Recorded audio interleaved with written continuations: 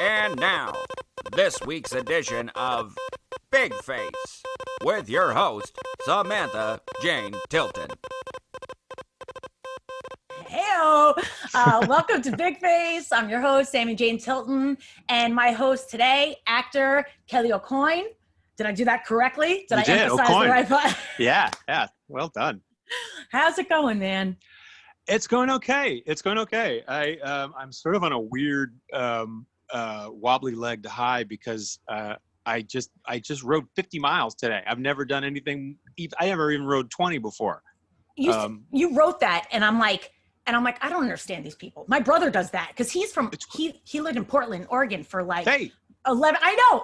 We had this conversation. Yeah. My brother, I love Oregon, and and he didn't have a car, and like he would just bike everywhere. And I'm like, how do you ride 50 miles? So go ahead. So that's great. Yeah. I mean, Portland is I need a pop screen. Portland is a really sounds so HR. No. It's a really bikeable city, which is awesome. I love Portland and I miss it. But Brooklyn's great too. So I put on I put on the COVID-19. That's what did you? In the first few months, I'm sure. I mean, at least 15. And so you can't tell at all. Like that's the thing is what's great about is like waist down, we're golden, man. Nobody sees this. And this hides the jowls. It's great. It's for but so I started biking, and there's a guy I know, a friend of mine, Kweku, who he's a trainer and he's a musician, and we got to be friends. And he was posting these great little videos of him like in his group riding every Saturday or Sunday and taking progressively longer rides. And I've been trying to join him, and this morning was the first time I could. And so we went. I had no idea. We went from Brooklyn to Central Park and around the park, and we were going to come home. And then everyone was like, let's go cross the George Washington Bridge. And I was like, fuck you. Seriously. But then we did it, and it was awesome. We went 50.2 miles. And this was your first time joining, and you did 50.2? I've been biking. So I've been hitting the 15 to 18 mile range and just circling the park and doing some bridges and stuff like that. And it's been good and hard. And so it was shocking to me, but I think it's the power of the group. I believe that. Yeah. You know, you're chatting, and we weren't going it wasn't like we were racing. We weren't going gangbusters, but we had a lot of, so we would go and you're moving and it's healthy. It's not losing weight. It's not like, right. the whole time. But then you hit hills, and anyway, it was really rough. Really fun, and I want to do it again. And really, really rough, and I blew a tire. So. I know. When you said that, I'm like, oh man, but you're okay. Like you were. Oh yeah, no. By blew a tire, it's not like like Steve McQueen screeching. It was more like. Wah, wah. But I was almost home. Better. It was fine. No one was there to see it, which was great. Yeah, I'm like, I seriously just said, I'm like, nobody's there to see it. That's the best part. I'm exactly. like, when you're like, just rode 50 miles. And I'm like, how are you even talking right now? I'd be like, yeah, I'm out. I'm done. Oh, I will be. I mean, I literally got home half an hour before this. So I'm a little wired. Yes. I love that I did that. I was like, I just rode 50 miles. What? Hey, I was like, is that miles? Is that did that just say miles? No, meters. I rode 50 meters, and I feel really good about myself. Progress, not perfection. Exactly. No, but I tried to, I haven't done a ton of work during this. I've been doing some IG Live interviews and things like that, and that's been fun, just talking to my friends. But I haven't had many creative outlets that sort of filled a void that approximates creativity. Mm-hmm.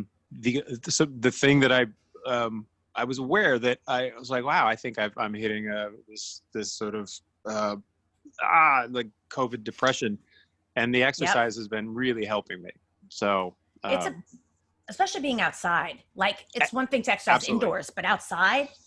Yeah, the yoga classes weren't really working for me, partially because I'd never done them before, and I just got frustrated. And then we only have an AC in our bedroom, and that's not big enough for us to do yoga together in the room. And so it's just like, I feel uncomfortable.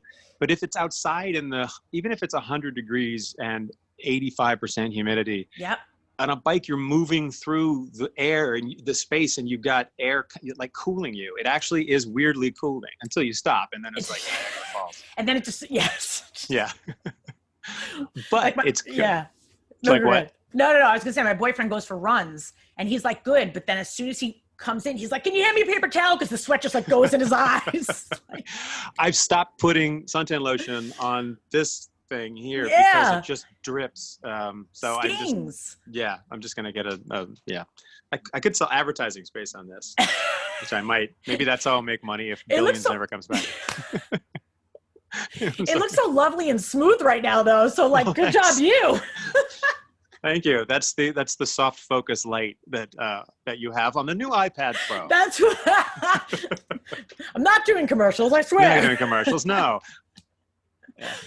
So much I want to ask you, but nothing really specific. But you were saying like you started doing IG Live, and I'm not like very familiar with the whole live doing those things. But then on my phone came up the other day, and we were planning to speak, and I just saw Kelly AuCoin like live video, and I was like, I've never once looked at anybody's because I'm always like, I don't get it, and I tuned in.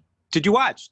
I did. With Alex Wolff? Yes, yes, and but he couldn't get internet working, so you were like, yeah. Talking shit about it, my friend Alex. You're like, why don't we just pause, come back? Yeah, we did. So the first one was 45 minutes long, and I think we were on together for maybe 25. And I should have I learned. I'm still new. I learned that if that kind of thing happens, just break off. Don't wait. Don't vamp. Yeah.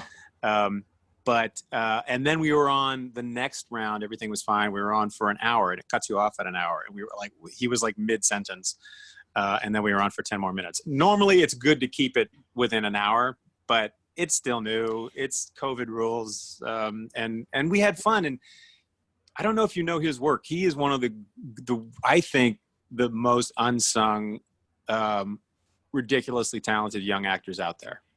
You were saying that, and it's funny because I was seeing people's questions, like scrolling up, and I was thinking to myself, I don't know who that is. And so then yes, and as soon as I saw the name, and I'm like, this must be another actor, and like I looked him up, and I was like, wow. And then the way that you were speaking about him, like respect for his craft, he must be wonderful. I had not seen his work before we did a play together at Manhattan Theater Club last summer, a year ago. Mm-hmm. Donald Margulies' play called Long Lost. Dan Sullivan directed. Annie Parise was in it. Lee Tergesen, and Alex and me. And I just loved working with this kid. He's big goofball and funny, and it's just good. Yeah, such access to everything. And then I saw a movie he wrote and directed called The Cat in the Moon, and I was like, it's one of those things. I mean, this is no bullshit, no hyperbole. It's one of those things where if you get, every once in a while, there's an indie movie where somebody gets just the right couple of reviews or a push that's not from your own team. It's like a push somewhere, and a zeitgeist thing starts happening. Mm-hmm. This is as good as any of those. His performance is as good as any of those that I've ever seen. And so if that had happened, and I think it might be too late for that at this point, I think it's been out for a little while. I really think that it could have been, it's like an Oscar-worthy thing. And I know that sounds like hyperbole, but it's so good. You were saying that. I mean, I caught you saying that. And it's funny because I just wrote it down again. You said you can catch it on Amazon, right? Yeah. I just watched it there. And because he was like, we've known each other for a year now, and you've never watched my fucking movie. So I watched it. And I was there's so many people that you work with, and it's always hard to find like time to give to every single person that you care about. It's true, and still like go down your Twitter spirals, which I need. I know. Maybe read a book every once in a while, and I'm trying to do that. I'm trying, man. I'm reading Lovecraft Country, which is now a TV show. Is it? Yeah, I've owned it it's an HBO series, just premiered a couple weeks ago. It's by Matt Ruff, Ruff. Okay. I picked up a book of his when I was in college called Fool on the Hill. Became one of my favorite books. I have no idea if it holds up, but it was a wonderful fantasy thing. That's awesome. And so I buy every book he writes, and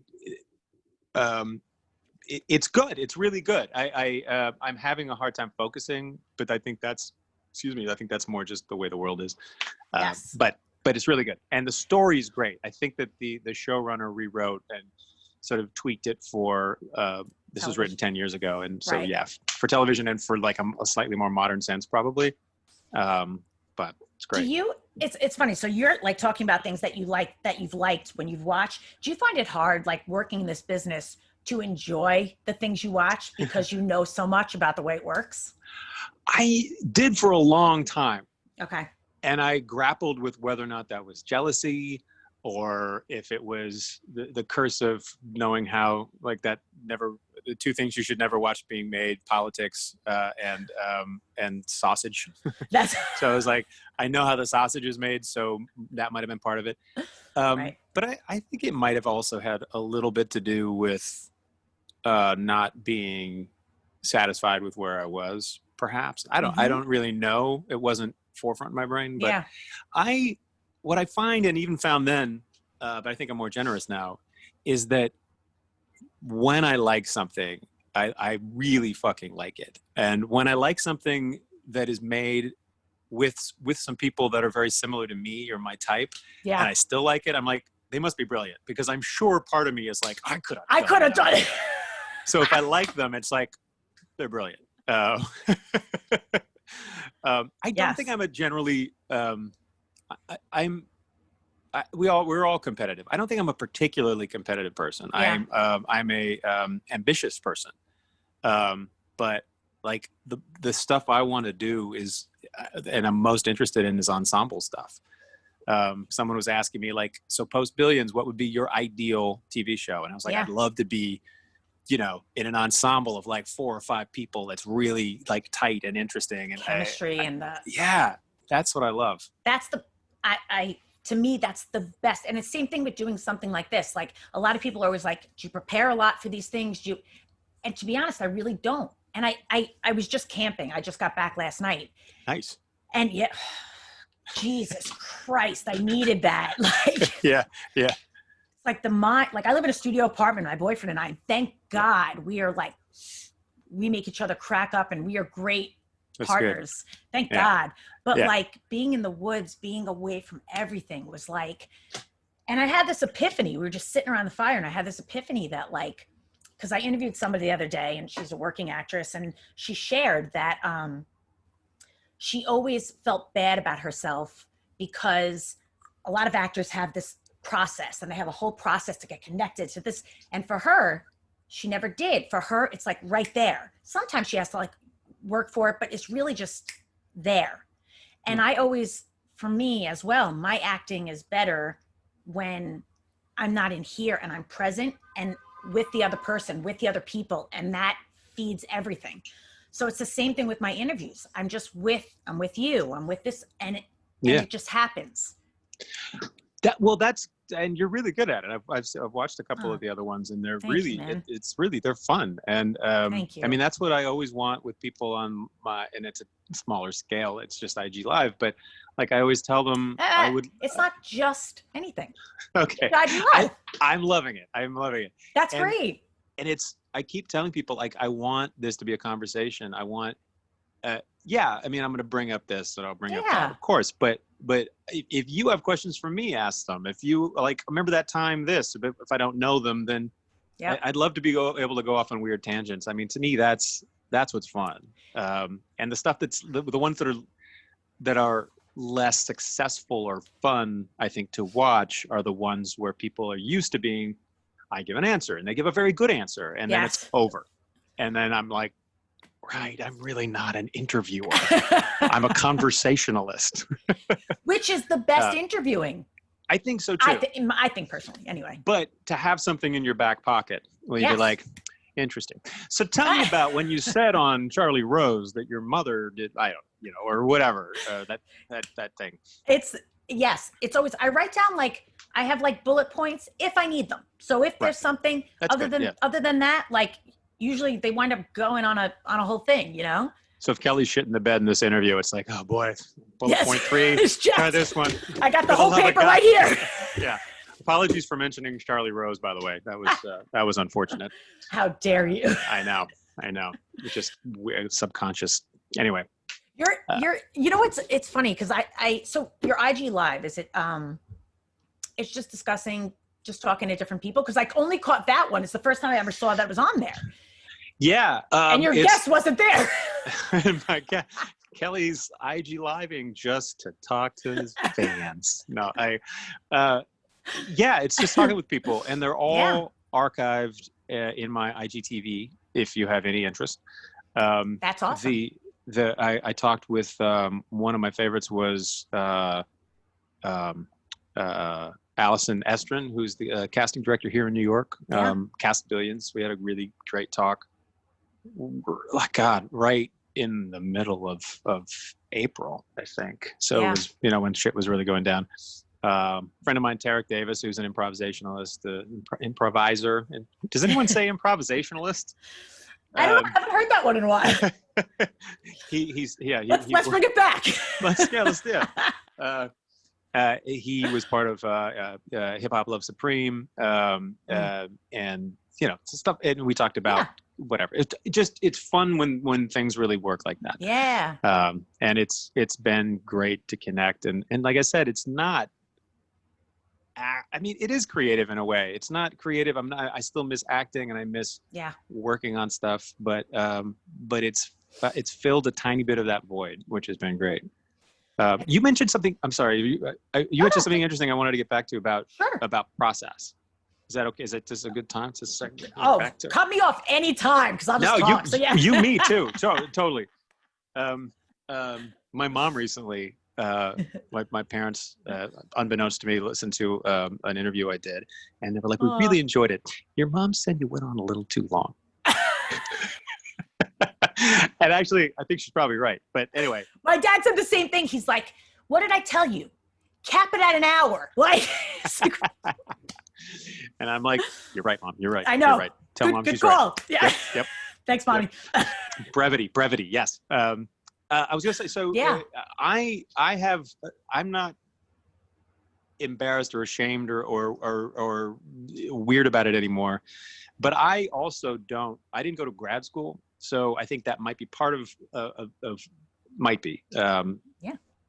Having not gone there, I don't know what goes on there. But I think it might be part of why I don't have like a specific language that is necessarily like a shorthand to use with other people in the room. And I used to get nervous about like, oh, I'm stumbling, I can't, and now I'm comfortable saying it just doesn't feel right. I can't name it, but I just need to do it again. I don't, like your friend, have it just there. It's not necessarily in my head. There are parts of it that you intellectualize and but it's not just there. I have to work through it. And for me, a lot of it just has to do with this and playing ball with people and having people who play ball with you. Do you know Jennifer Mudge? No. She is one of the greatest actors in the world. And she and I did a play. We'd been friends for a long time, but never done a play together. Always had a nice chemistry during readings and stuff. And we finally got to play husband and wife, another Manhattan Theater Club show called Of Good Stock 5 years ago or so. Okay. And we just had there was a great pivotal final act scene. Yeah. Final scene of the play that just, we hit. And it was all, I never studied Meisner, although I hear that Meisner is a lot about just being in and reacting. Yes. And I haven't studied that either, but I heard the same thing. And it was so alive and present because we were listening so ferociously to each other and connecting. And we never had to name anything. And I think I'm more comfortable now when that's not so easy. That was an easy process. But when it's not so easy, I used to get intimidated into thinking my way was less than. And I'm just like, no, it's not. Even when I'm struggling, being comfortable in the I don't know. It took me a long time to get there, but I think I'm there now. But it's amazing because as many actors and that I know, or even that I've interviewed, it's so similar. No matter how successful, and thank God, like having a wonderful career. Like, not to knock wood, but that's wonderful. Thank God. It's going okay right now. COVID aside. COVID aside. Yeah. But yeah, Right. but like, and yet I feel like it's good for other actors to hear, like, even somebody that is doing it at this level has their moments where it's I don't know. And it's a process. It takes time. Yeah. And, and I it took me a long ass time to get even a paying gig. I think I was, I did some work in Portland, Oregon, and then I did the Oregon Shakespeare Festival for a couple seasons, and then I came to New York, and I don't think I got paid work on stage until I turned 30. And it was that, guys? Yeah, that's important, and thank you for saying that. Yeah, I mean, it may have been my late 20s. I can't really remember. Yeah, and there were shows definitely where you get subway fare to and from. That's payment. Yes. I mean, but it's. But we are shorthand. It was like, we want to get, a paycheck. And then for a long time, it was like, I think it's higher now, but the lowest you could get paid was like $260 a week. Okay. Got a couple of those shows. Yeah. But I suffered from, I was talking about this recently. I suffered from a weird duality. It's not suffering. There was a weird duality in the way I looked at myself and the possibility of making it. And I simultaneously thought I was a fraud that was going to be discovered at any moment. And the reason why I wasn't getting any work was because I suck. And then also another part of me was just like, no, I'm good. And I think it was a blind faith. Certainly, I didn't want to do anything else, so it behooved me to think that about myself. But I also had a number of sort of champions along the way at very pivotal moments where things could have gone south, and they weren't necessarily champions that gave me work. Bastards, but they I was were like, how are they champions? Fuck them. But they were, to me anyway, and the way it hit me and hit my ear, the part of me that was really listening, was versions of, you're good. It's just a matter of time. They don't know what to do with you yet, or I don't know why it's not happening for you yet, but you're good. Basically, Stephanie Clapper, another casting director in New York, was absolutely one of them. And we went for a walk one time when I was just frustrated. And she said, she'd brought me in for a ton of stuff. I finally booked something, probably one of those things that paid like $250, but we went on a walk, and she was like, I think you're one of the best kept secrets in New York. And I think it's going to change at some point. Because everyone who saw the thing I cast you in was like, who is that guy? Like that conversation buoyed me. I didn't get anything for the next year or two or whatever, but it's that. It buoys you. So there's enough that keeps you. And I had the absolute luck of having cheap rent. So that helped. Yeah. Anyway, so I'm strafing topics with you now, but no, I'm totally with you. I'm totally with you. Yeah. And it was, and that's weirdly connected to something that I learned from an actor friend, Liz Cole, who was a brilliant actor at the Oregon Shakespeare Festival. And she went down to LA and was doing some work. And she was the germaphobe on Seinfeld, if you remember that character. Yeah. And she's great. She played Cleopatra. She fucking nailed Cleopatra. And she can do comedy on TV and Seinfeld and stuff. She's great. But I remember... Talent. Yeah, I remember going for a hike with her in LA once we moved. She'd been down there for a year, and then I moved down there to be with my girlfriend, now my wife, Carolyn. And I said, well, you were amazing in Cleopatra. And she stopped on the trail and was like, oh, do you think so? I was like, you're Liz Cole. I mean, you're like a goddess of Oregon Shakes. And she's like, no one ever said anything, and I worked my ass off, but it was a problematic production, and I didn't really get any feedback. And I was like, wow, I just assumed you knew. And chills. Yeah. And I said, I assumed you knew. And she's like, never assume, because she had, apparently she was I don't know. I'm not going to say traumatic. That would be me adding to it. But she said it was like, yeah, she didn't have, it was a revelation to me. And she's a great actor. And I'm not meaning to say that I'm not trying to paint her as needy or anything like that. It was it doesn't sound that way. Because don't assume. It's like, it's amazing because I don't know if it's like this for you, but the people that you did hear it from. Yeah. For me, when I can take those voices in and get out of like my crap of like, I'm a fraud. Like you said, fraud. And that's a whole, I identify with that so much. Yeah.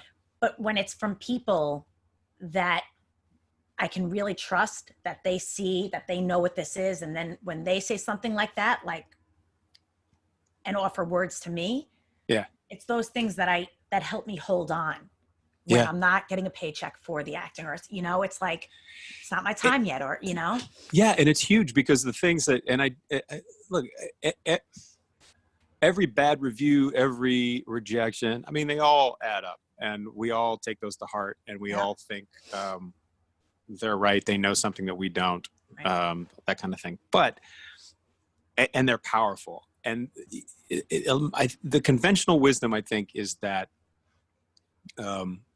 you can have 10 great reviews and you remember you're the one that's bad. You can have, myriad people in the room tell you you're great, and the one person who says you're an evil asshole, you believe that. Or they can all be like totally in, and one person is like, Oh, that too. And that's the thing you focus, and it has nothing to do with, but that's the thing I'll latch on to. But interestingly, in the opposite way, because I think that's true. We absolutely latch onto that stuff. But in the opposite way, when there's somebody who you respect or admire in for whatever reason in the business you're trying to make it in, who looks you in the eye and says, "No, you've got it. Whatever the thing that they're going to say is." Yeah. I wouldn't say that. It would be something a little bit more, but those things that can actually get you past a lot of the weird crap. And it is a duality. It's like there's a part of your brain that keeps you going. And so I'm trying to, when I see somebody that I don't know and they've just given a great performance, or someone I barely know, or if it is someone I know, I try to, and I kind of feel like I'm an effusive person. And so I'm not censoring myself. Please don't. I don't. And I know that there are times when I'm like, you don't know me. I just saw you, or I saw you the other day. I think you're fucking fantastic. Sometimes it's like, okay, step back, but I'm not being inappropriate. It's just, I want to do that, and they'll hang on to it more. And oh my God, I'm so with you, because what's the worst that could happen? They could be like, all right, weirdo. Yeah. Or if it hits them in any one way and they think about it ever after that. There was a woman that I saw, and I do this all the time, and my friend is always like, oh my God, you're like the mayor around here. Like, I'll walk around Queens, but she's like, oh my God, Samantha, I can't with you. But I'll go across the train. There was this, I remember my boyfriend and I were on the train, it was probably like a year ago, but there was a woman there, and she was an older woman, but she looked so lovely. She looked like such a classy, it made the train like it was like this classy, beautiful energy this woman had. And I couldn't explain it. But before I got off the train, I went up to her. I said, I just have to tell you, you look so beautiful. And you have this, and she had just that day, it was her birthday, and she had just turned like 70. And she went, I could cry thinking about it. She was like, thank you so much. Like it meant a lot. And that's beautiful. And all it took was me. I was already thinking it and feeling it. And all I had to do was just take the action to walk over and say it. And you never know how to affect somebody. Yeah. And it's just honest. And like, so when I see somebody's work, I love that you do that, because you get the guy, I'm honest and I say what comes out of my mouth. And for some people, they're like, okay, I don't really know you, which is cool, but I'm glad I told you. Because if you ever think about it again, I'm glad you know. Yeah. And I think people need to I know some people would say that's about you, but fuck it, I don't care. It's a good impulse. I think people need to know, because it's such a, theater's always going to be my first love. Absolutely. I was going to ask you that. Yeah. And, but and not but, and but, it is so HR.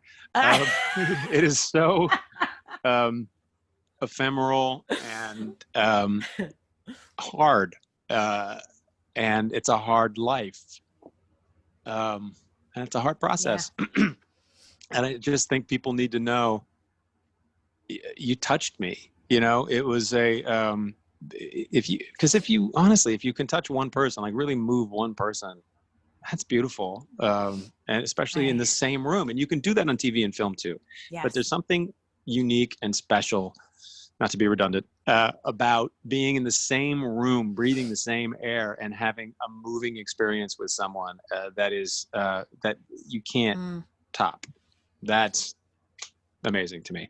And even moving your fellow actors, that's an amazing thing. Oh, so I almost think, not that that's more, but sometimes especially when, like I said, sometimes I've spoken to people in the business that it's hard for them to watch things because they know how the sausage is made. So when actors are completely taken out of watching what you're learning in the craft, and they're moved and you see them moved, I think it's such a powerful thing. You made me think of something. I forget about this, but when I first started acting, I was in my acting class, and Issa Morales, the actor? Yeah. He was like a guest in our class because he used to work with my acting teacher. And I remember we were all doing these sides, and we were like, and whatever it was, like we were handcuffed, and we had to confront the FBI guy or whatever it was. Sure. And I just completely was so in it that, like, with being handcuffed to the chair, I got up and held the chair and was like, and I was so in it. But at the end, Issa Morales stood up and he went, "That's an actor." And it was like a thing, but I was so in it. And it was like, you know, it's like those moments where somebody saw that it was different than what everybody, absolutely. And that's going to buoy you through hard times. I mean, that kind of thing from someone I knew and respected would get me through 6 months or a year. I know. Of no work even. I mean, that's huge. And people need to remember that. I think it's this is probably a little grandiose, but it is connected to the desire to big brother or mentor. Mm-hmm. Of course, it's not the same commitment as mentoring someone, but it's still connected to that idea that people need to know it. I mean, I was going to say a younger generation, but it doesn't even have to be a younger generation. Liz was my age, maybe even a little older. But just connected to the idea that we need to tell each other this. We all know how hard this is. Yep. We all know how many people are saying, no, that's how it feels. Yeah.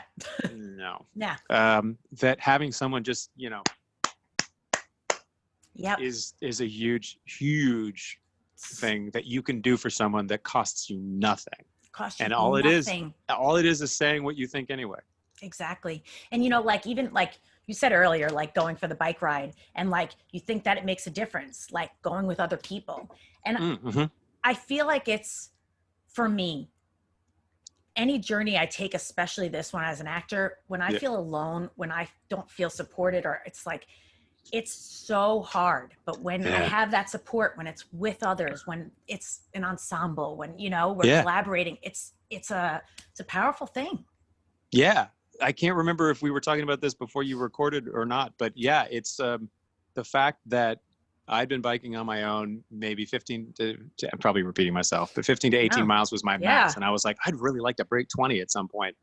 But every time I tried, I was like, oh God, I gotta go home. We had hit 24 from Brooklyn to Central Park, around Central Park, and it was like coming home, and they're like, let's cross the George Washington Bridge. And I was like, I think we did say this. I was like, fuck you. Okay, you can cut all this out because I'm repeating myself. No, it's great. But it was, and it was the only reason. The only reason was it was a group, and we all there was one guy who was like, I kind of like to go up there. 3 of us were like, no, we gotta go home. We gotta go home. And one guy was like, let's do it. Come on, let's do it. We're up here. It's just up there. It's 20 minutes, and then we'll cross. And that energy was like, okay, we'll do it. And, and we were thrilled. we were thrilled. We crossed the bridge and we were at this Fort Lee Park and we were looking over at Manhattan, and then we rode back and it was like, Manhattan is beautiful, you know. Yeah. And we got, never mind. You can cut any of this. No, I'm love repeating myself. Because I'm getting it. Because go ahead. Yeah. I interrupted. No, please. I'm babbling. No, you're so not. You know what I love about you? And like, I remember so I was trying to think, I'm like, when did I meet you? And how long ago was it? And I know it was a VO audition. It was a voiceover audition. I was auditioning, you were running the audition. Yeah. I don't know what started us, but we just talked for like, I mean, it must not have been anyone after me because we talked for like half an hour. Yeah. We were just talking. It was great. And you were and that's like, you've always stuck with me. And like, we've tried to connect like over the years, and like, right. I swear you're like one of those people. So like, talk about those things that you didn't see me act. And it wasn't even about my acting, but it was about meeting someone like you that's doing well in this business, that is like you are, that is kind, that's yourself, that's silly, that's honest, that's like not pretentious, and not like you are lovely to be around. You genuinely feel like a lovely person. And I've always sensed that. And that makes all the difference to keep going. That like, there are people that support and champion others. There are people that care, and it's not just, everything you see. You're making me blush. No, that's true. That's really lovely. And thank you. That actually means a lot. And I ran into along the way certain people who struck me that way as well. And that was, again, buoying, because I use that word all the time. I was just going to say, you use that word, and I never use that word, and I love it. But that being buoyed is so essential for any artist who's trying to make it. Yeah. Finding your buoys, and they are HR. But they are generally speaking, having other interests, taking care of yourself, and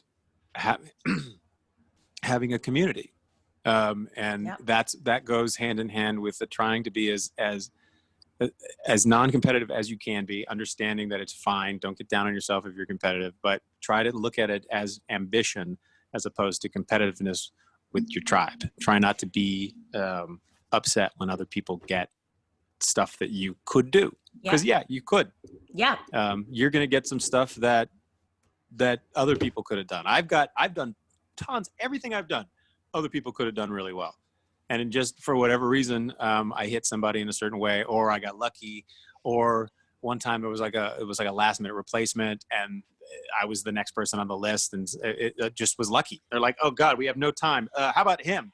Sure, and that's fine. I'll take it. But you were the next person on the list for a reason. Like, it's like, faith and footwork. I always say, like, it's like, faith and footwork. The rest, there's only so much we can do. We can do the footwork to be the best we can do to put, and. My dad is an avid fly fisherman. Really? And we've, until recently, we once a year I go out to Oregon and we camp and fish in a river in Oregon or Montana, and it's great. Nice. But his metaphor for life is, or for achieving anything in life, is that you make the best cast you can. You learn how to make the best cast and to mend it, and all these things that go into getting a good drift for your fly. And beyond that, it's up to the fish. And it just because you didn't get that fish that time does not mean that your cast wasn't good and your drift wasn't good. So it's a really good metaphor. That is a really good metaphor. Yeah. And it makes me sound folksy, which I like. I bringing in the folks. I love it. But yeah, it's very wise. It is very wise. I have to say, and you brought up your dad. I got to say, so just before we, the things I've seen you in, before I even met you, and I loved you in. And nice. then I met you. So bonus, you're awesome. Great. Yeah. Good for you. So, but then just today I went to your IMDb page just to see other stuff that you did that I didn't even know and all this stuff. And your bio in IMDb. Oh, yeah. Struck me so much. And I think it says, and for those of you that are watching, if you haven't read Kelly's bio, do so, because here's what I saw in it. First of all, it's great. Do you know what it says even? Like at this point? I remember writing it. Yeah. But it was a long time ago. Yeah. It was a long time ago, but it doesn't even matter. So I'll remind you, so much of your bio was about the people around you, about the people that you love. You ended your bio about your sister, about that when and that's how your bio ended. I'm about to I'm a little choked up because I even shared it with my boyfriend earlier, and I was like, tell me that doesn't say so much about who he is. Like, I loved your bio, and I loved that I saw so much of the people you care about, the people that brought you here, and how you bring that into all your success and you keep that with who you are. That's at least what I got from it. Thanks. Yeah, I mean, it was fun to write. You know, I always like being funny or amusing, and so we definitely tried to do that. But my sister is a very talented singer. She never pursued it professionally because she's a clinical social worker. She was actually what I studied, and I was like, huh. There's a direct line between any psychological field but she got into the Monterey Institute for International Studies. My dad was a congressman.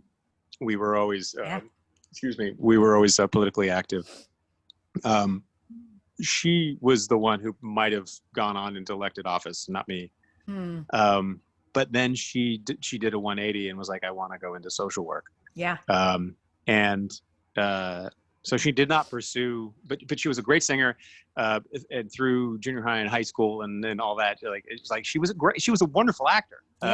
And she could have probably pursued it. But I remember, and I think I mentioned the definitive production of The Mouse That Roared in Sisters Junior High School, Sisters Oregon Junior High School, and it was great. Fuck everybody. It was great. We were really good, and she was great. And I love that. Yeah, I wanted to shout it out in a kind of funny way, but I know, but and I did. I was like smiling, and I loved it. But I was like, whose IMDb bio ends with their sister's performance in a play when they were younger? Love it. Fucking love it. This is great, man. It was cool.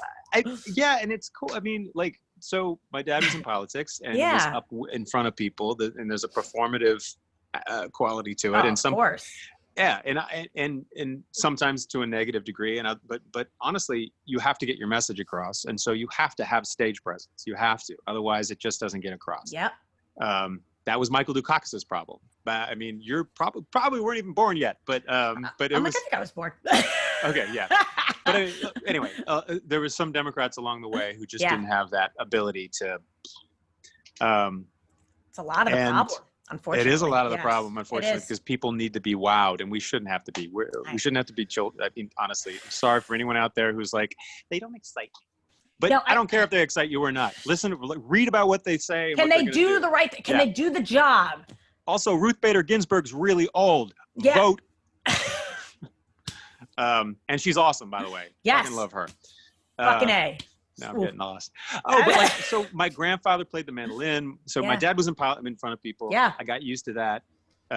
We were in front of people because he was proud of his family, and so I got used to being in front of people myself.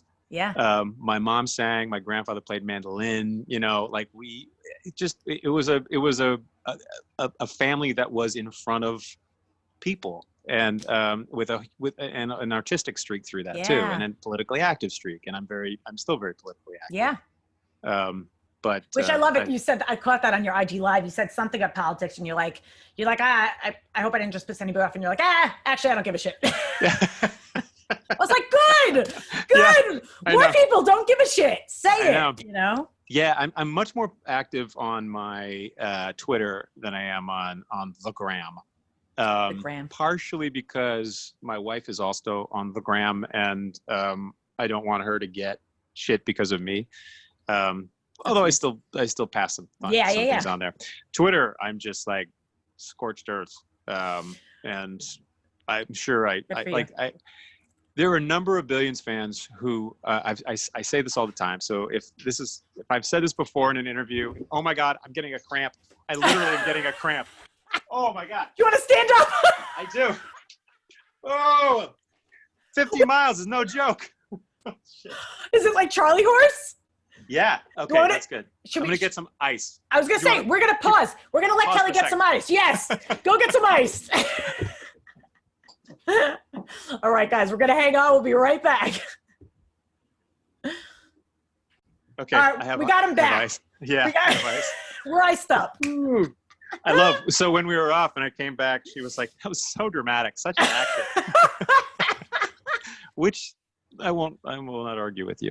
You know what's so funny is I could see you, if you were a little kid, I could see you as being like so precocious, but also being kind of shy. So like, what were you as a kid? Because I could kind of see it going both ways. I think I did get shy sometimes. I think I was pretty like, hey, who are you? Are you my dad? But I remember there was some there was some political event. This guy named Senator Birchby was coming out for an event, I think for my dad.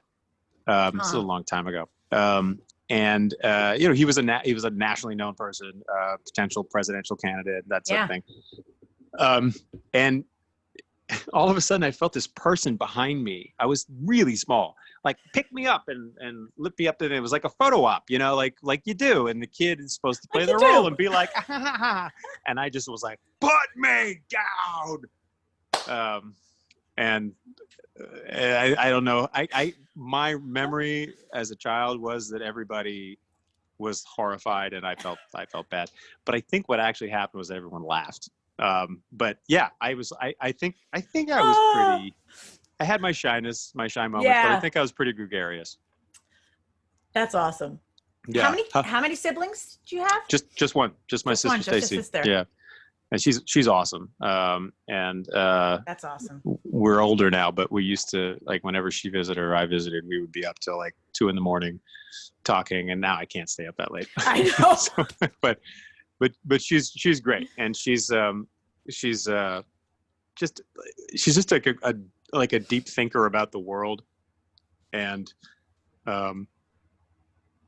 that's actually I don't want to. That's it. She's a deep thinker about the world, and tries very hard to live in a way that makes her proud, and I just love that. And it's just, so that's another thing. And my mom and my wife, both like two people who have like two of the truest moral compasses I've ever encountered in my life.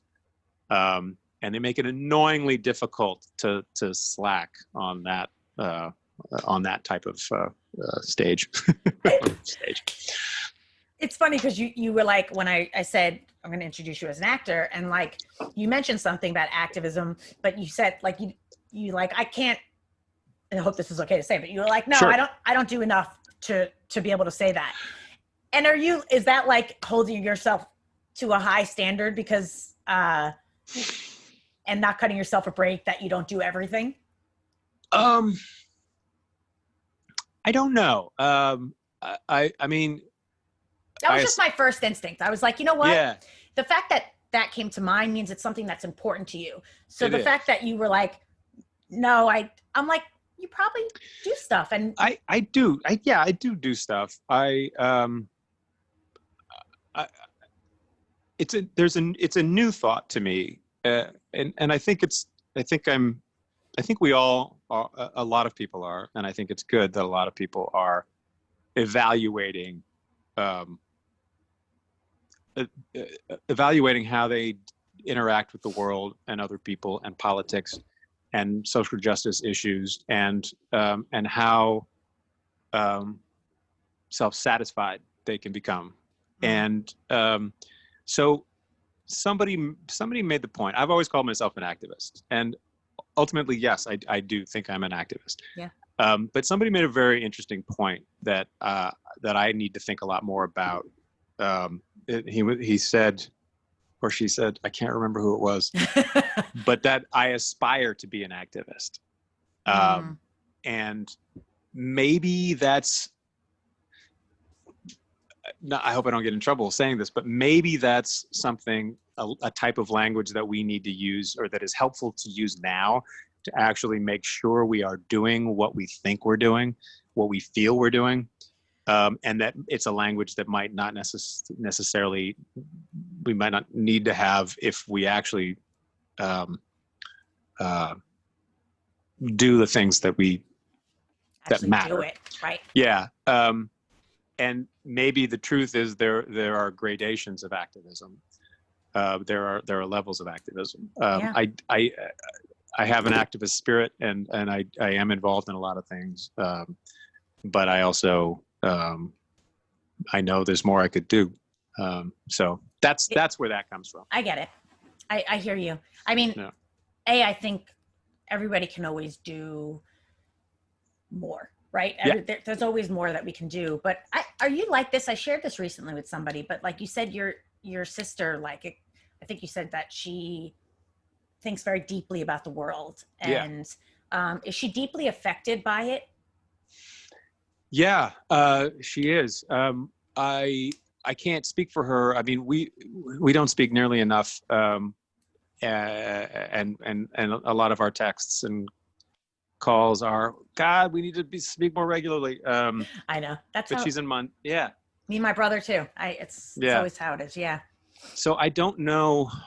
I don't know exactly. I assume so. I know that my wife and my mom are deeply affected by everything that's happening, and as am I. But there is a, I don't know. There's a way of processing that, and I don't know if it's a good thing or a bad thing. But maybe I think it's a survival technique. But there's a way of processing that that I think lets me move through a day, keeping some of that stuff down, some of the potentially devastating depression-filled things down a little bit. Well, I guess that's kind of why I asked, like, does yours, like, because for me, I'll speak for myself, I feel like, and I get upset about this because I feel I always want to be doing more. I want to be more aware and involved. But when I am aware and involved, it affects me so deeply. Yeah. And I haven't remotely mastered how to be able to be that much more aware and involved without not being able to function well because of it. Yeah. If that makes sense. Yeah. So I feel like that keeps me, it keeps me from being able to do as much as I want. That makes total sense.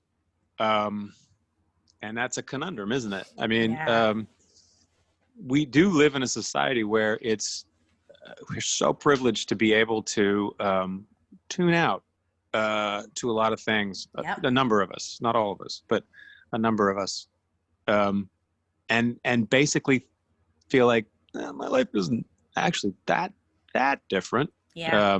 Although, wait till health insurance goes away. But. Yeah, I'm like knocking my head right now. I'm like, Jesus Christ. I know. SAG's new rules, just because they have to. There's no money. Everything's skyrocketing. So I know. But so I get it. I mean, it's. And I don't mean to be Debbie Downer. Like no, you're not. I was just curious, you know. No, you're not. There is such a and I'm not. It's. I mean, we are living in a time, and we all know this, but we are living in a time,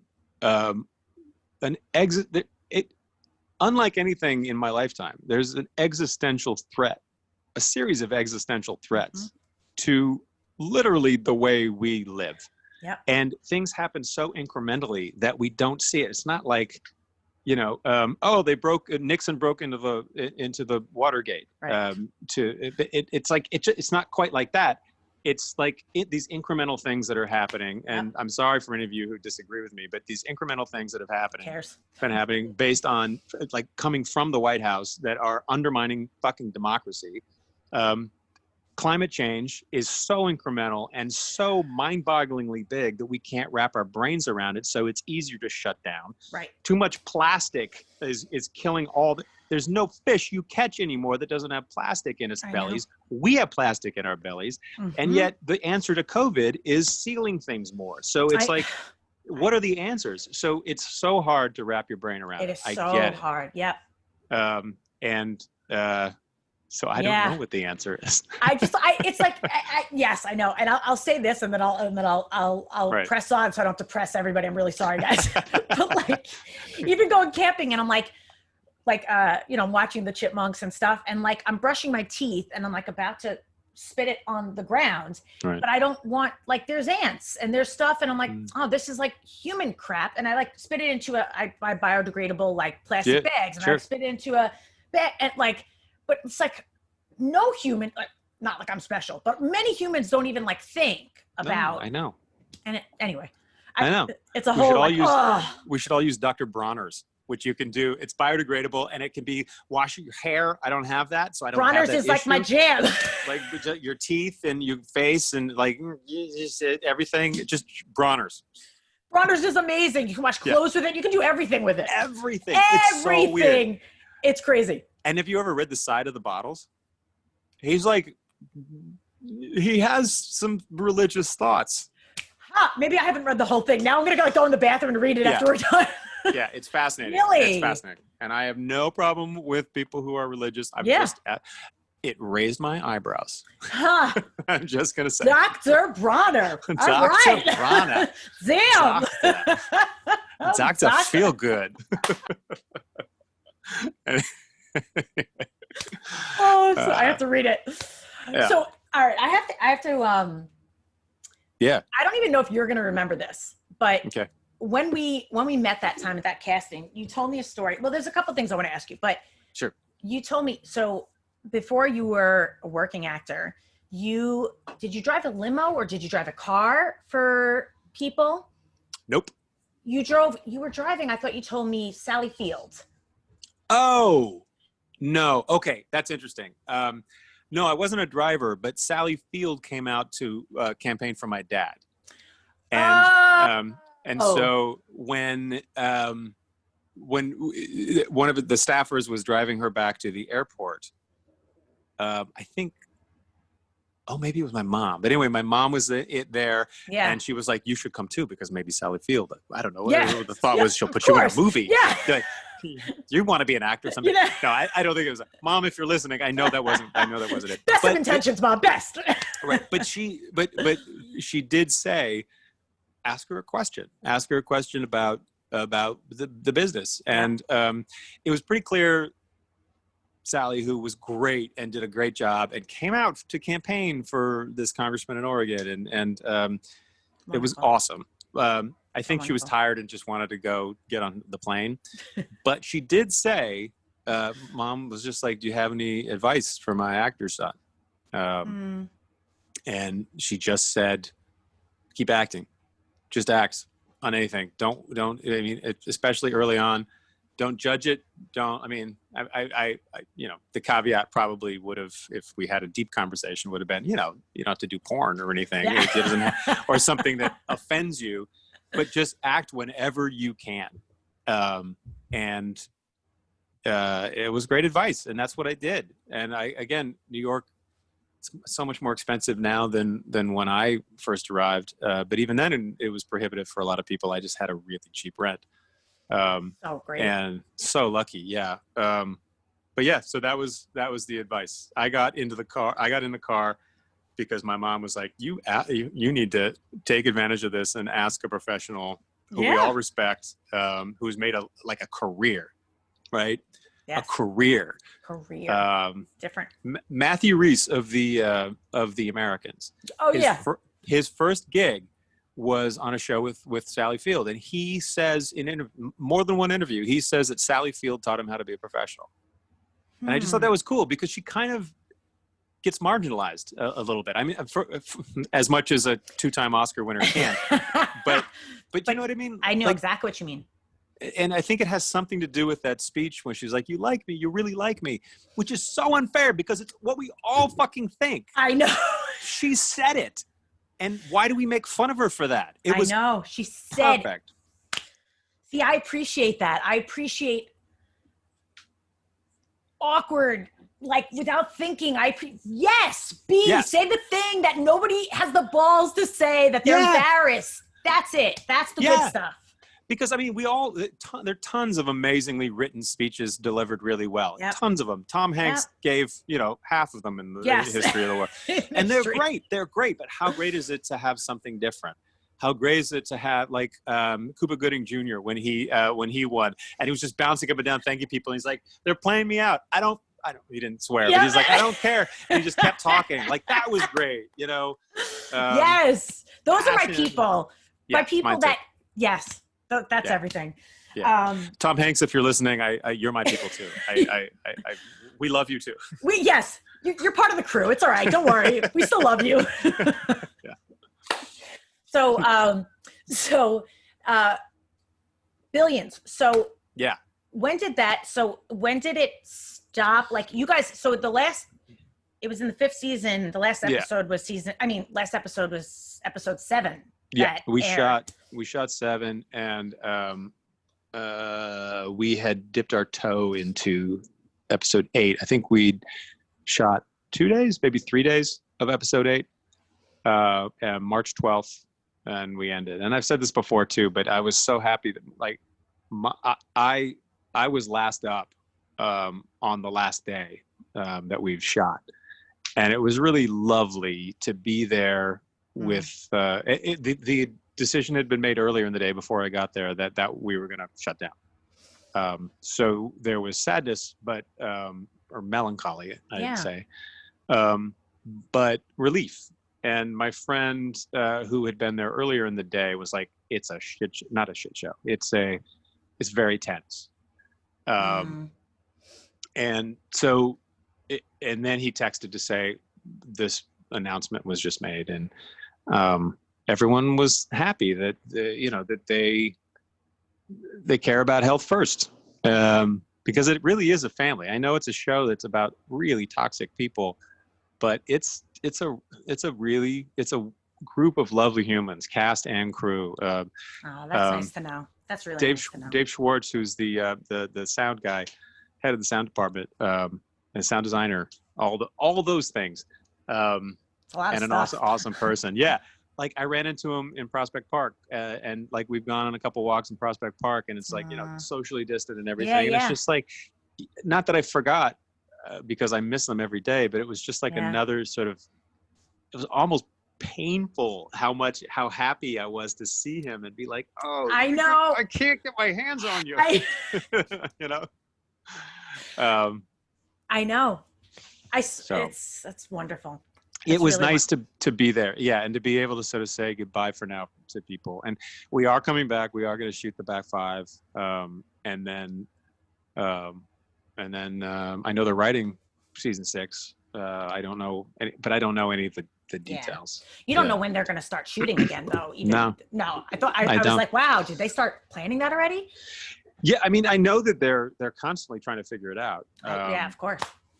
And one of our producers was involved. I hope I'm not making this up. I think she was one of the founders of, if not the founder of New York Producers Responding to COVID, which was constantly in touch with de Blasio, and I assume the governor as well.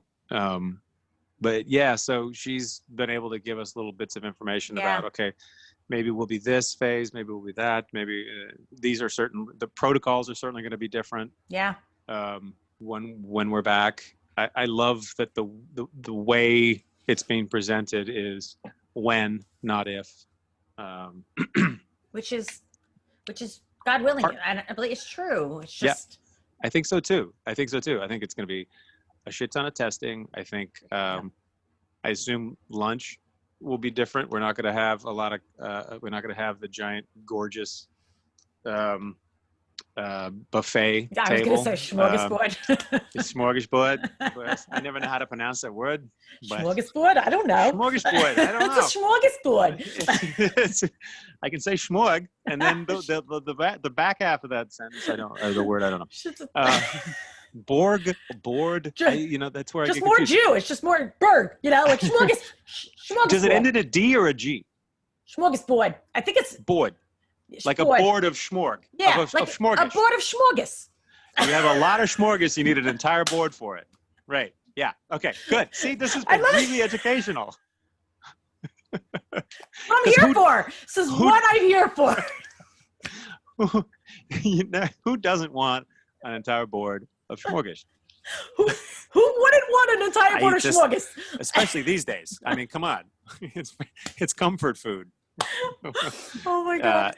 Anyway, so we will be back. We just don't know exactly when yet. I was gonna, by the way, I'll say this and then I have another question for you. And then but it's funny because you said Matthew Rhys before and I went, and I saw that. I realized that's probably gonna seem very weird to anybody that is watching this. It probably seemed weird to you. But I remembered that it was like 3 days after I met you when you came in and auditioned. I was in Brooklyn and I was walking around and I just saw a guy running with his kid in a stroller and the little kid's shoe fell off. And I was like, and I ran and got the shoe and I started running after the guy. And I was like, your baby shoe. And it was Matthew Rhys. And he was wow.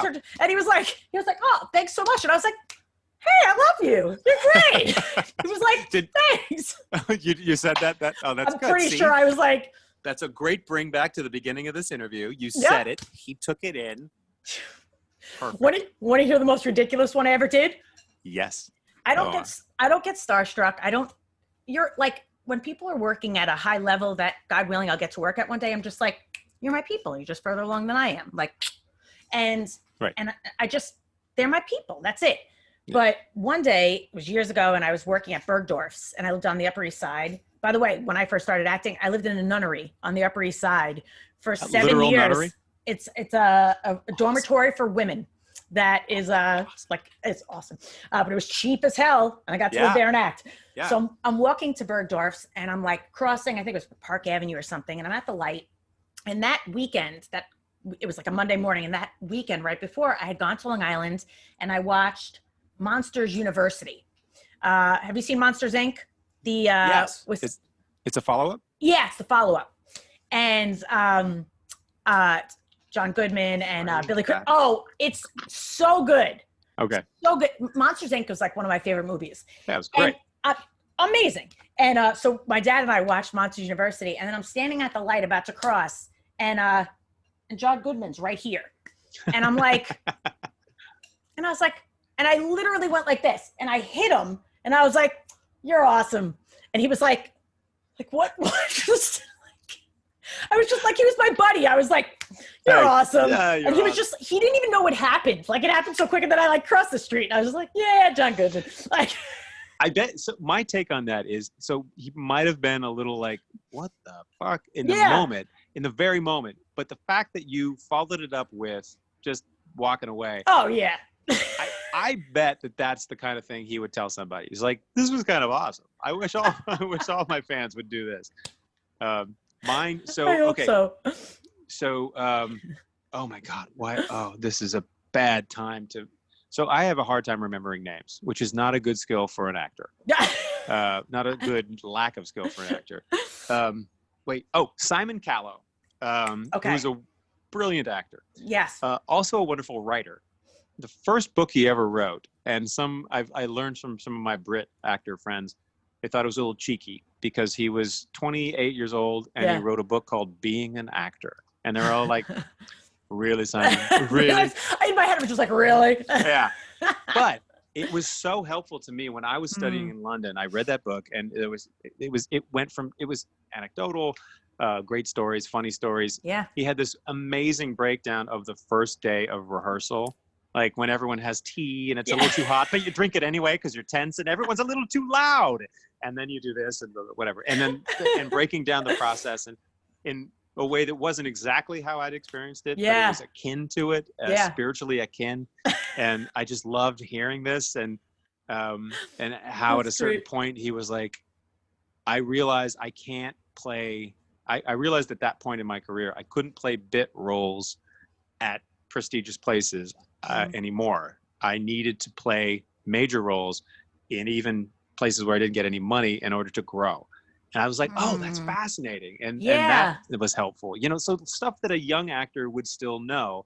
So being an actor, part one, you know, it's like, yes, this isn't, he doesn't know from like long careers yet. Right. But he does know from being a young guy. So I found it really helpful. It changed my perspective. This is when I was studying in London, etc. Yeah. So I saw him about 10 years later, and I also just love his acting. But I saw him like 10 years later, Upper West Side. He was romping around with somebody, and it was obviously they were making googie eyes at each other, and it was like a lovely moment. And it was terrible that I did this. I just was like, did you too?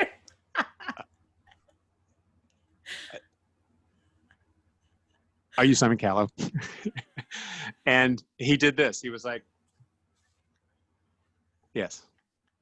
And I just said, I just need you to know that being an actor really, really had an effect on me. And I'm a working actor now. And it really helped. I don't know. I probably didn't say any of this stuff exactly, but I said being an actor.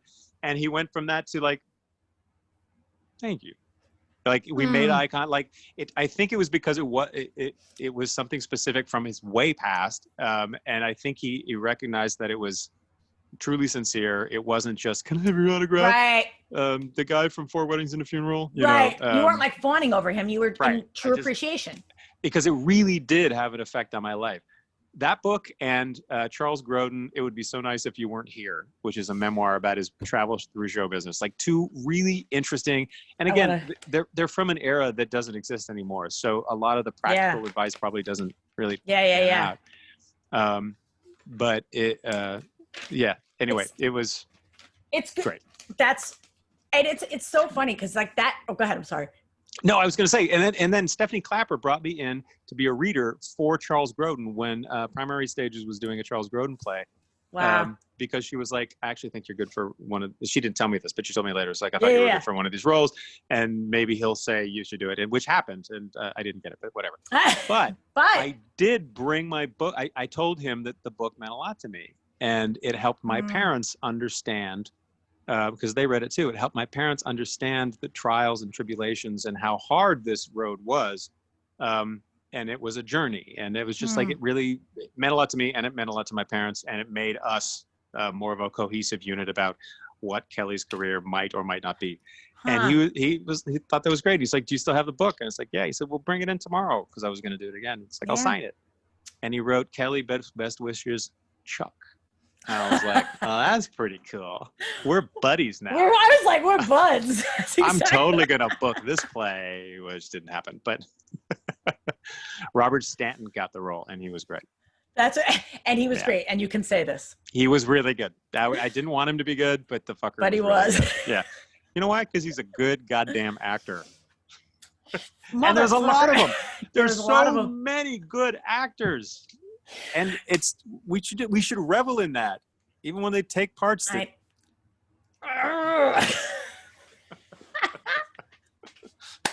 Anyway. So true. Yeah. But I love you shared that experience. But like, that's the thing. If anybody's watching, when you see an actor that you know from something, I can't say nobody loves to be fawned over. I'm sure people do, but I feel like it's just another human being. Actually. I'll say this, and I actually don't know the actress's name, but from The Americans, the one that Matthew Rhys, Kerry Russell. No, although that Allison Wright. Is it the one that played the one that wound up? Oh, I don't want to. Martha. Yes. Sorry, I should let you finish the sentence. But No, thank you, because I didn't want to give anything away about the storyline. Allison Wright. Yes, she's phenomenal. Spectacular. And I ran into her in a Starbucks. Sorry, I didn't run into her, She was doing her thing, and I walked Coffee up to her. Everywhere. Yes. And she was like, because like, I'm sure she gets it all the time, but I just, like I do, again, quickly, and I said something very specific about her acting, and I was like, you're awesome. And I walked right out, and her face, like you saw, she was just like, oh, thanks. Like, it's appreciated because it was true. And handle that, yeah. Yeah. Anyway, and it didn't hinder what she was doing, and yeah. And sometimes it's interesting. Sometimes I've had people say, "Yeah, I ran into so and so, and they were such an asshole, such a diva." I've heard that. And then a little bit later they describe what they did, and I was like, "No, you were a psycho," or not even that. It was just that you weren't taking into account that. Maybe you were just a little like, hey, pay attention to me for a second. Pay attention to me.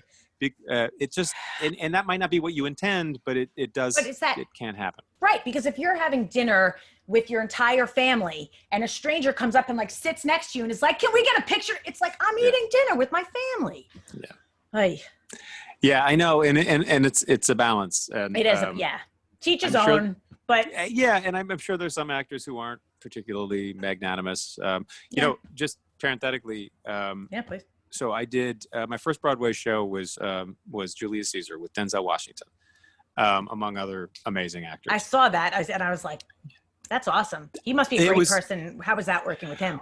Well, we didn't get close by any stretch, but he was always professional, and he was great. But one of the things that I really admired and was sort of shocked by, and I think none of us in the cast understood what he was doing until a few weeks in. After every performance, he was outside signing autographs for an hour. Wow. Even on double days. And he would do it after the matinee and after the evening show. And wow. It's Shakespeare. It's not an early evening. Yes. And he said, wow, look, these are the people who gave him his career. And or made his career possible, whatever words he used at the time. And this is, he's like, I haven't done a play in blah, blah, blah years. And this is a chance to give back. And this is, again, I don't know if these are the exact words, but that was the upshot. Yeah. They don't get to see me. They don't get access to me. I don't have access to them really that often. And that was really remarkable. Yes. And had to be exhausting. It has to be exhausting. I do think that a lot, because a lot of times,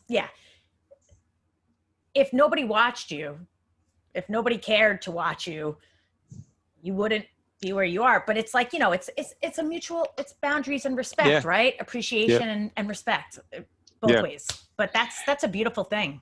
It is a beautiful thing. And I'm sure that he had, probably has a bodyguard, and he probably has boundaries he has to create, and everybody does need their boundaries. But I think that I would guess that people, a fan base that feels appreciated will probably accept those boundaries and that privacy, because he seems pretty private. We don't hear about his private life all that much. No, never have. Never. I would guess that people are more respectful of that if they, at least on a semi-conscious level, understand that there's appreciation. Yes. It's and there's no formula. It's just about being present, I think, and being a decent human being. Knowing what you need too, but being a decent human being and And this is the thing that I think people forget. Being a decent human being and a good person doesn't necessarily always mean giving. It also means knowing what you need. 100%. So that's what, like, even just before, like, I'm like, when things happen with the bike, it's like, I'm like, take care of you. Like, I'm a big advocate of that, because I know for me, I mean it. Like, if I don't take care of me, I'm no good to anybody else. There has to be that line of, like, not always giving. Your message was great, because I hate being late for anything, and we were like, me too. 4 o'clock. So I was like, I'm done with this ride, because it wasn't going to be 50 miles.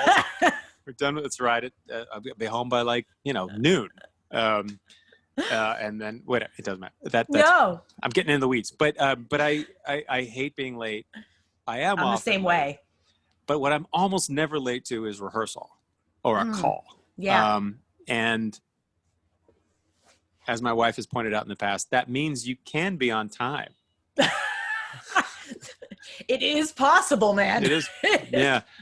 Yeah, that's just a point. But I don't know. I think professionalism is underrated by actors sometimes, by especially young actors. I think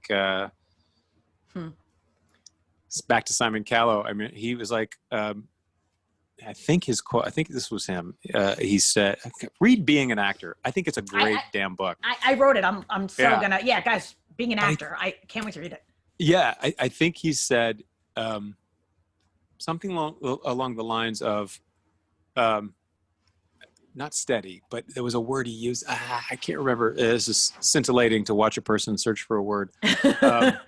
I'm riveted right now. I'll just say steady, but like steady professionalism, essentially being good at your job and showing up, is more coveted and than I should get the quote. Then I was like, if you could absolutely look it up if you wanted to, or I might look it up. Yeah. Do you want? But I don't know if. You don't. No pressure. I'm gonna look it up. Can we pause for one Yes, second? we're gonna pause, guys. Hang on. Go for it. Yeah. You do you. We're getting this quote. We're gonna get it right. Hang tight. All right. So scratch that. So the idea. I can't find that quote. Unfortunately. It wasn't meant to be. We got a different one. Yeah, but I have a couple other great quotes that I wrote in this book that as shit falls out of it, but this book that I write quotes about. First of all, I love this. This is apropos of nothing except what every actor is experiencing right now. Simon Callow wrote, "Unemployment, the primeval slime from which actors emerge and to which inevitably they return." I love that. That's a great quote. It's a great quote. So here's another quote that's great. Again, apropos of nothing we were talking about, but pianists often pour scorn on the idea that Rachmaninoff is harder to play than Mozart because it looks like it is.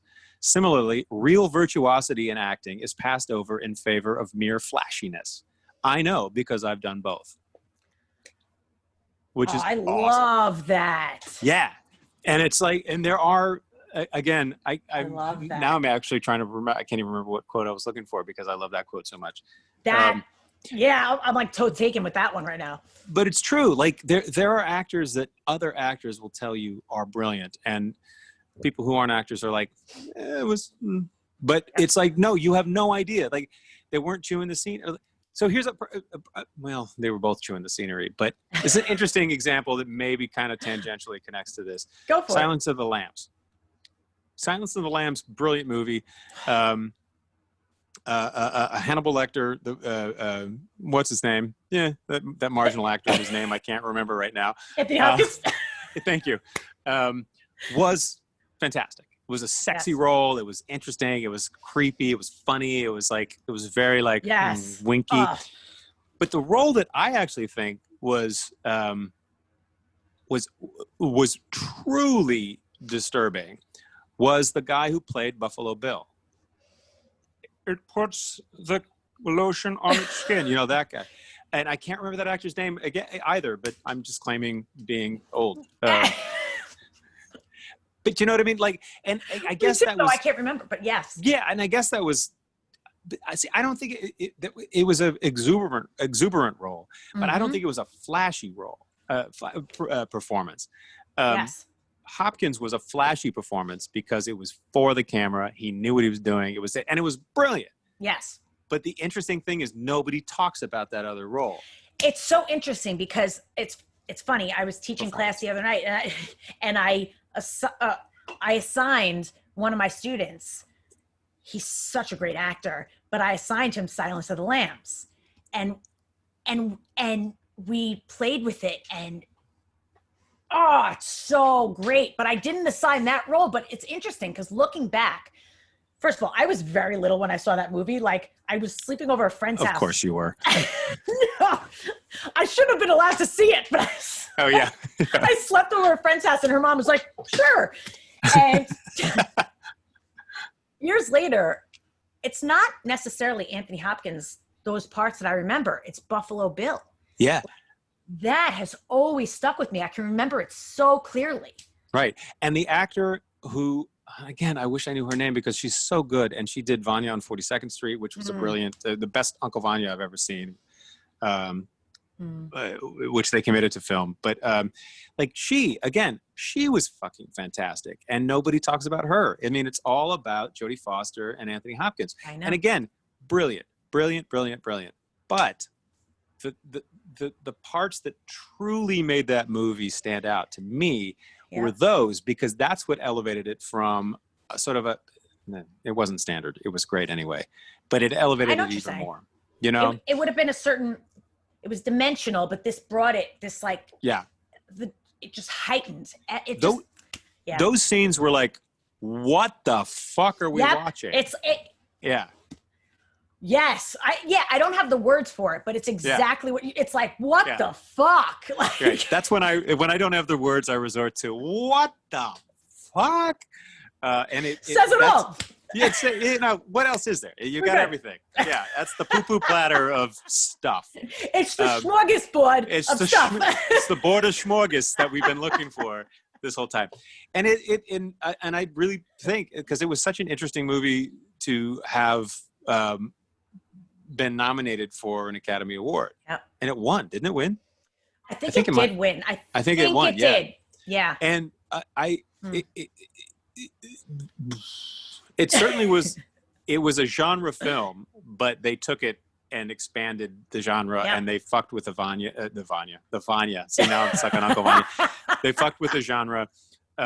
But I do think that one of the storylines that really, one of the things that really focused on, that turned it into something truly unsettling in a really primal way, not a cheap way at all. Not cheap at all. Was the Buffalo Bill and the young woman who was trapped, who got out. I've seen her in things later on in her career. I know. I can't remember her name. This is why we Google. This is what we do. I'm looking her up because it's really, I hate this. I hate that I forget people.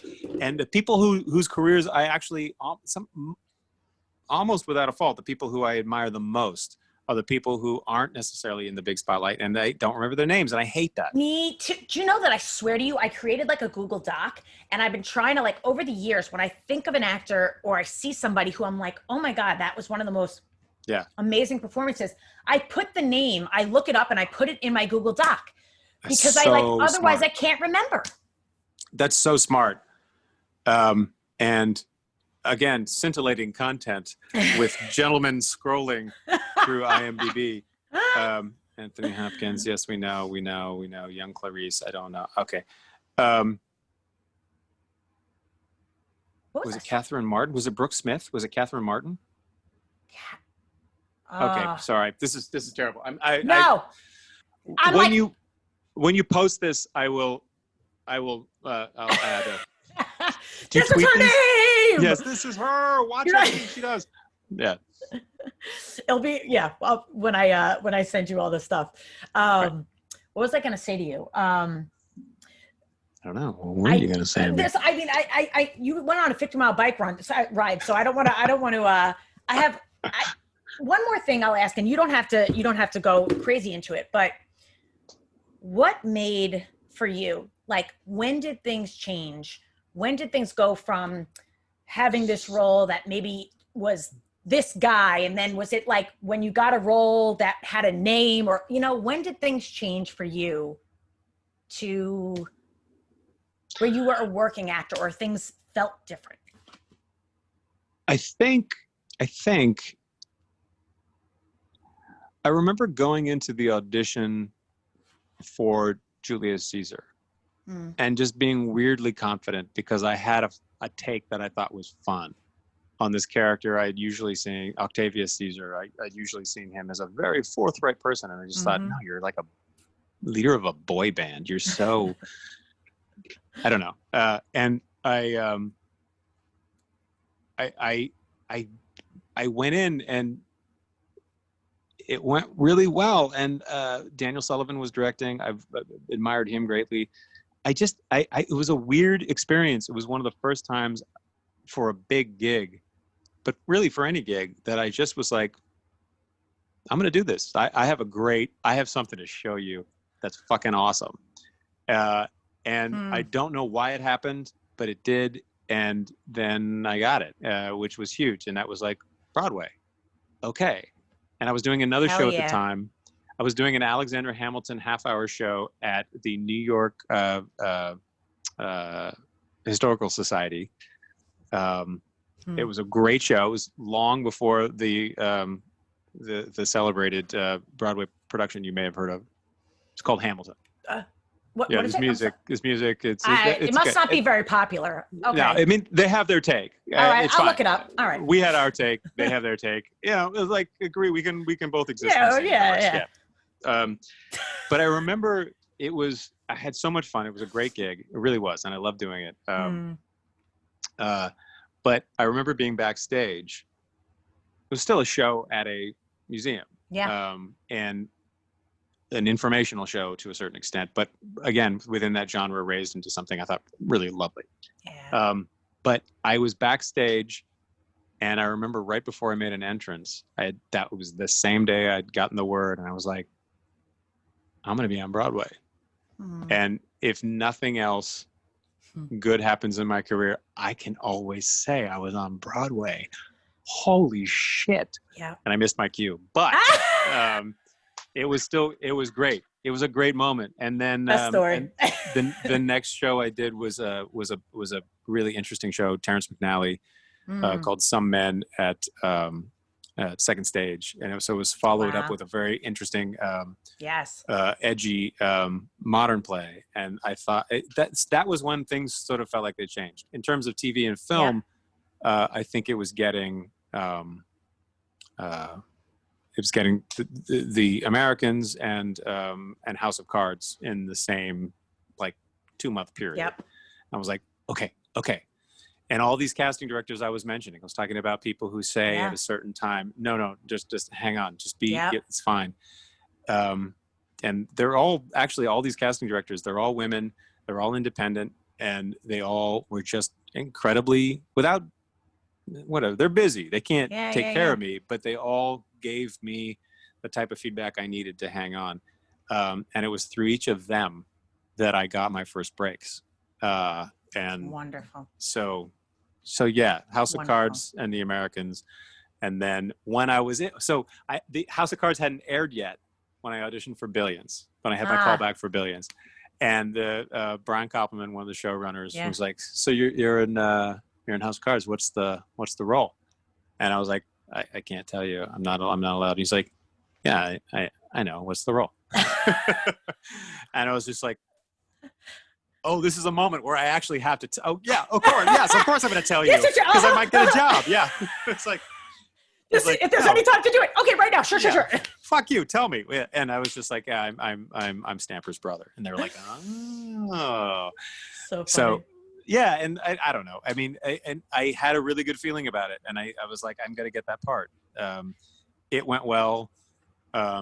It was a nothing role to begin with, but it was still a sought-after thing because it was like this group of people. And it was Paul Giamatti, and Damian Lewis, and Maggie Siff, and these guys who were, Constable and Levine, who were great. Yes. So being even a small part of that was going to be great. And the fact that they were great, and they engaged, and they talked afterwards and wanted to know more about this. I was like, I think I'm going to get that, and I did. And so it always ended up being a moment where I kind of was like, oh, like a calm kind of, oh, I think I'm going to, and it works. And that doesn't, and that on a gig to gig level, that is almost always the opposite, where it's like the thing you really think you're going to get, you don't, and the thing you think you fucked up, you do get, which is weird. I know.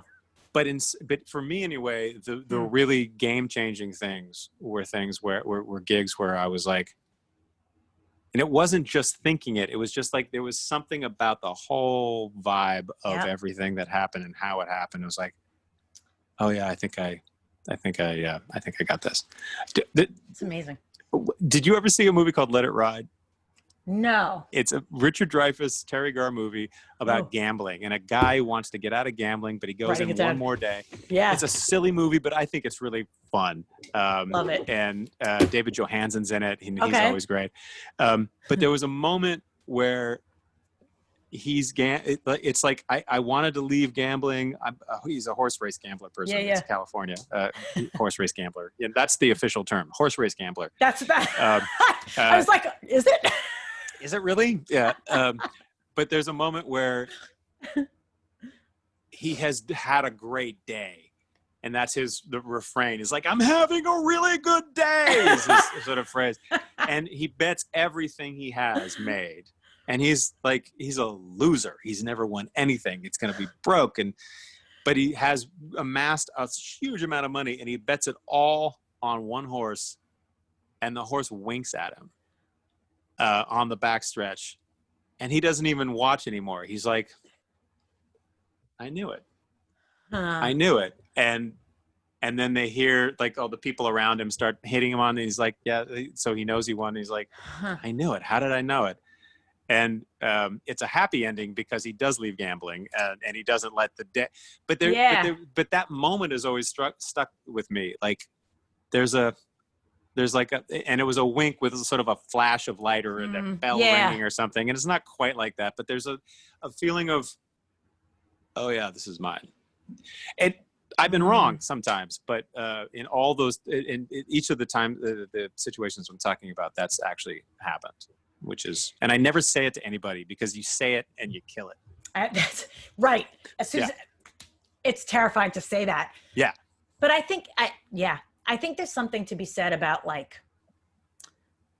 even just when you went in for when you did the Julius Caesar thing and your instinct, trusting your instinct, being comfortable with it, going with it. I think it's the same kind of thing when that energy, you feel it.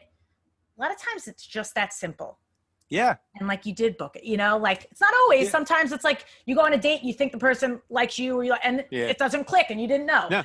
That happens all the time. It's the same kind of thing, but how great to be this is what I am. This is what I would do with the role of my thought. I mean, you always hear people saying, and for auditions, less so with dates, but just make a choice, make a bold choice. And I think it's true. Directors may remember you, may not remember you, but there's a chance they will, even if they don't like you for this role. They're like, that was interesting. Yep.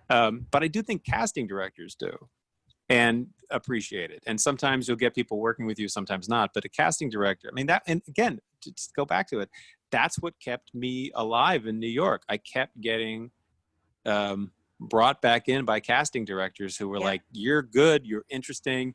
You make your choices are different. No, you haven't booked anything or what yet, but this is fascinating. We can bring in someone interesting that we're proud to bring in because that's partially what it's about. They want to bring in people that, if they're bringing you in, they're bringing you in because they like you and they think you're talented. They can vouch for you. Yes, exactly. They can vouch for you. Yeah. Yep. And so all you have to do is trust that they are not the enemy. The person, and I'm not implying that the director is the enemy, but they're kind of the enemy. No, they're not. But it's, leave. But it's hard to remember. Sometimes it's hard to remember when you're in the midst of it that you got to trust that something you're doing is working, and it may take for fucking ever for the gig to be booked. For that one gig to be booked, but it's working. And you've probably seen that a ton of times. I was just going to say, when I've been casting things, I've seen people come in the room and this is when I'm coaching or I'm teaching, I always say one of the big things, the death of all acting, is of good acting is trying to do it right. It's trying to do it the way you think it's supposed to be done. Yeah. And it falls flat. I can audition one person after the next, and then somebody comes in and it's maybe totally not even right. And it doesn't even fall into the vicinity of it. Yeah. But it's interesting. Something happened. I see it. And then if they can take the direction, it's on. Yeah. You know? You were always great at giving directions and tweaks that allowed people to take, allowed people. Yeah. Because I sat in on all the other auditions. But like, but you're right. Everybody loves my direction. So yes. Yeah, exactly. I polled everyone today. But I think that there was a way that it's like, if you come in with a take, you met the take and tweaked it. You didn't deny or negate the take, unless it was, I'm sure that if it's completely wrong, sure. But you helped. It always felt, because it's sometimes hard to do a 180. Although, whatever, that's our job. We make it work. If you can't make it work, you won't get the job. But that doesn't mean you're a bad actor. It just means that you had a bad moment, or you weren't able to do it in a moment. Yeah. But you always felt like you made it easy to sort of like use what you had brought and slingshot into something else, which is not easy for a casting person. It's not universal. Thank you. I appreciate that a lot. Because and this is like, casting days are so exhausting because I really am there with each person, and I take it in. So I can, like you just said, like, great, I took that in. Let's build off that. And it's because I'm totally aware of what just happened, and then it's like collaborating. I really think it's collaborating. And it's so like, I love that. I love collaborating and making You're playing ball. You're playing ball with people. Back to what I was saying before, and I know it's an annoying sort of sports metaphor, but you're playing ball. You're like you're receiving the pass and passing it to the guy when he's open for the shot. You're trying to get him in position for an easy shot, as opposed to like a contested 3-pointer. Yeah, I love basketball, by the way. Get out. Yeah. Thank you. And I think that's the best stuff, and that creates the best work, is when, the energy together. So in the room, in either room, in an audition room, in a rehearsal room, on a stage, and in a casting room, and they're all different. And that's the thing, they're all different. It's funny, there are slightly different skills in a way, but understanding, like, it took me a long time to understand what that meant. And so I put a lot of weird onus on the audition process for a long time. I knew if I got the job, I could do it, but I was having a hard time showing that I could do it in the audition room. And a lot of it had to do with exactly what you're saying. It was like, okay, do this. What do they want? Do that. Well, okay, you can't really, like, they want you to do something interesting with this. All right, so they want you to be you. Okay, be me. Be me. How do I be me? And it was so weird because they are actually terrible directions in a way. Be yourself. It's the worst. But then you finally understand it and you transcend it, and you're like, oh, literally that just means do what I would do. But that takes a long time to figure that out. Or it took a long time for me to figure it out. Yes. No, I think that tends to be what I hear universal, like with actor. It's the same thing of like becoming the person, at least for me, that I have become, like, as an adult, and the older I get, I'm way more who I think I've ever been and will be. Yeah. And it's the same thing with my acting. There was all these different things that I was trying to do and trying to not do, and I've just kind of like fell into my skin more. And so it's easier to do those things, but it took time. It's kind of one and the same. It does take time. And I mean, yes, there are always those examples that I noticed of people who seem preternaturally good at it. Yeah. And there always will be, but you can't measure yourself against them. And just because you're not one of them doesn't mean that you're not worthy of being there, and you're not going to grow and become one of them. Yep. And I don't, go ahead. No, I was just going to say, and it's all on a different timeline.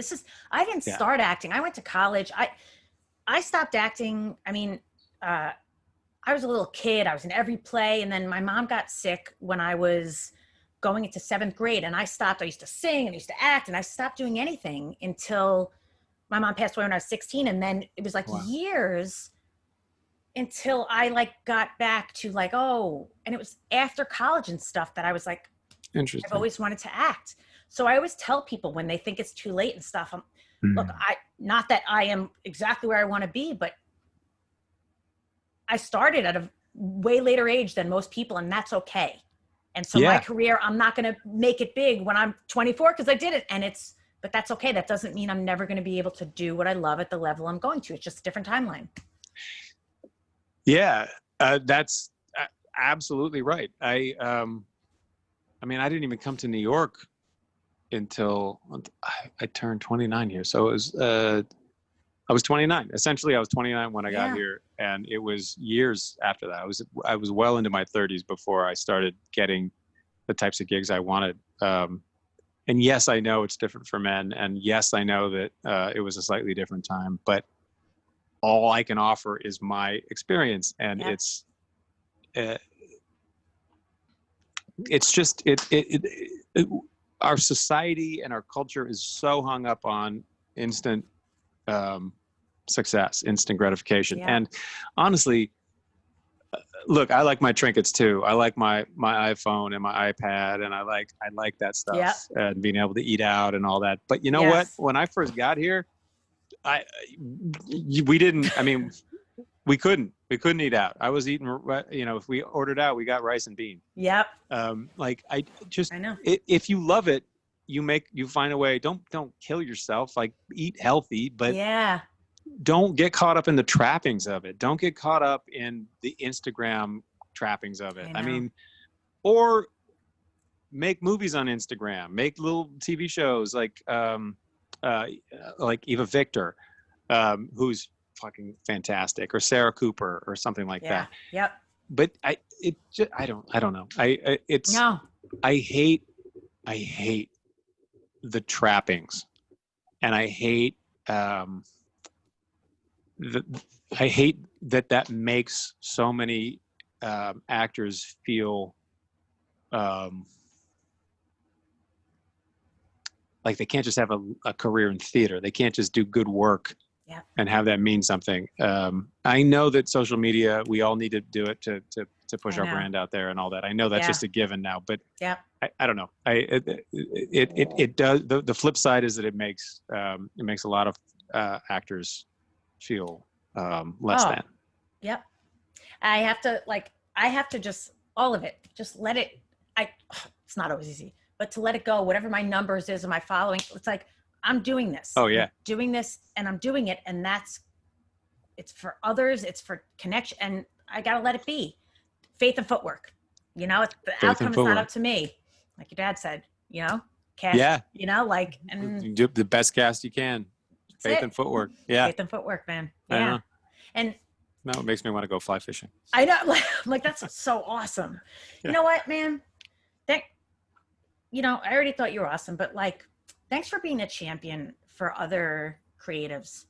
Thanks for being a support, not somebody you know what I mean? You're a champion for other people. And, and you like to give hope and not tear people down. And that's wonderful. And, thanks. I want you to be able to rest. And are you still icing your leg? No, I'm not icing my leg anymore. I'm going to take, literally, I'm going to take a cold bath. I'm going to have all cold water. I might even throw some ice cubes in there and just sit in it. So nice. I know, because I feel like I'm going to wake up in the middle of the night and I'm going to be like, Carolyn's going to be like, what? Oh my God. And no, seriously, you should do that. Yeah. No, this is great. And thank you you have so much fun to talk to you. Thank you. You too. Every time we've met and we've been chatting, it's always fun. And this is great. I think your podcast is awesome. Thank you so much, and man. It's really fun. Do you realize we've been talking for 2 hours? Holy crap. I know. It's crazy. You probably edit a bunch of this stuff out, but you it's love great. This. It's you're so, and it's so easy to talk to you. And I don't edit it. I don't thank you. And I don't even watch it back. Like, that's the thing, is that I let it be. I'm like, I trust that we're both the best we're going to be. Done. Well, for anyone who made it this far, we had fun. We did. Too. Sucks for you if you didn't, but we're good. So that's cool. So, man, I'll ask you one more question and then I'll let you go. Sure. There's this segment of my show, and it's called The Feather in Your Cap.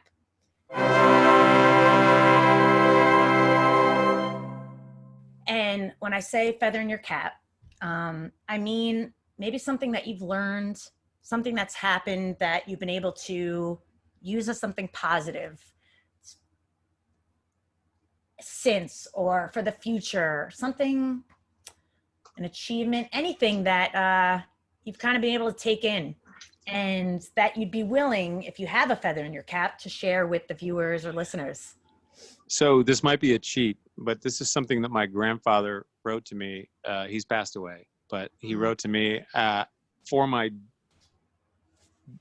junior high school graduation.